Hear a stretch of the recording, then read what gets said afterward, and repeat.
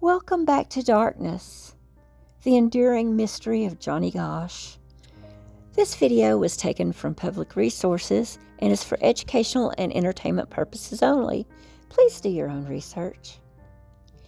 In the quiet suburbs of West Des Moines, Iowa, on September 5th in 1982, a 12-year-old boy named Johnny Gosch set out before dawn on his Sunday paper route. It was routine, and he'd done it many times before, but that morning would be his last. Johnny vanished without a trace, and he left behind his red wagon, his newspapers, and they were scattered on the ground, and a community was forever changed. Witnesses later recalled seeing a stocky man in a blue car approaching Johnny. He was asking for directions. Another paperboy reportedly saw the man pull Johnny into the vehicle before he sped away. The search began immediately, but police initially treated it as a possible runaway case. His parents, Noreen and John Gosch, they knew better. Johnny was a happy, responsible kid and not the type to disappear. As the days turned into weeks, Noreen Gosch refused to wait. She launched her own relentless investigation, and she pushed authorities and the media when the leads went cold. Johnny became one of the first faces ever on milk cartons across America, a symbol of the missing children crisis at the time. Tips poured in, sightings from Tulsa to other states, but nothing really concrete. Rumors swirled of larger horrors, connection to organized child trafficking rings, and later tied to the infamous Franklin Credit Union scandal in nearby Nebraska. Over the years, Noreen faced skepticism, threats, and the dead ends. Then in March 1997, nearly 15 years after the disappearance, she made a stunning claim. Awakened around 2:30 a.m. by a knock at her apartment door, Noreen opened it to find a man she instantly recognized as her son, now 27 years old. He was accompanied by an unidentified man as well.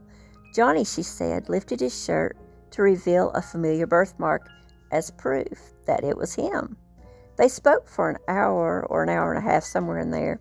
His hair was long, dyed black, and he seemed really nervous, constantly looking to the other man for approval before he even spoke. According to Noreen, Johnny told her he had been abducted by a pedophile ring, exploited for years, and eventually cast aside when he grew older. And if you're interested, my next video is going to be on Paul Bonacci, a young man who said he knew Johnny Gosch during this time. He said he had escaped, but lived in fear under a new identity. He warned her not to call the police. He said it wasn't safe. Then just as suddenly as he appeared, he left again. Noreen later had the FBI create a composite sketch based on his adult appearance.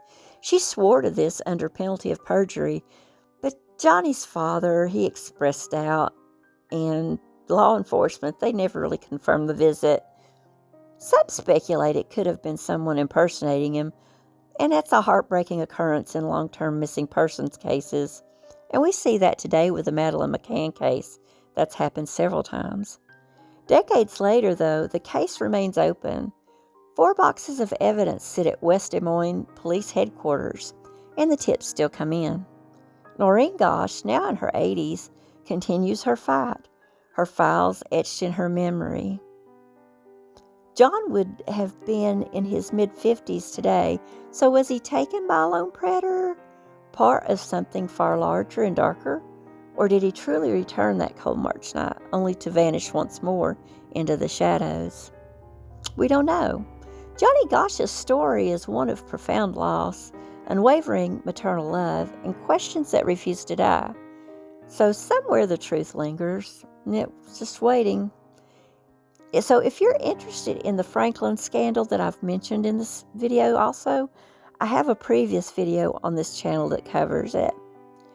Thank you again for joining me for another episode of Darkness. If you enjoy my content, please like, share, and follow for more.